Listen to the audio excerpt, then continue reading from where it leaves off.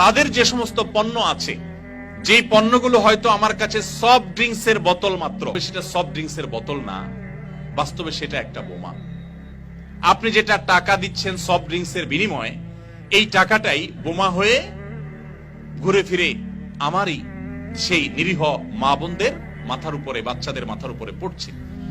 এই soft drinks এর বোতল যখন আপনি কিনছেন, এবং সাবান, শ্যাম্পু, লোশন, যত প্রকার তাদের যে সমস্ত পণ্য আছে, হোক সেটা প্রসাধনী, হোক সেটা কোনো আপনার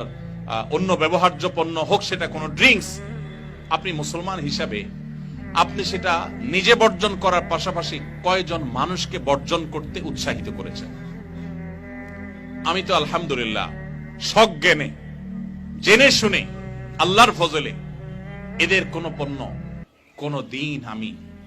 নিজের পকেটের টাকা, একটি টাকা খরচ করে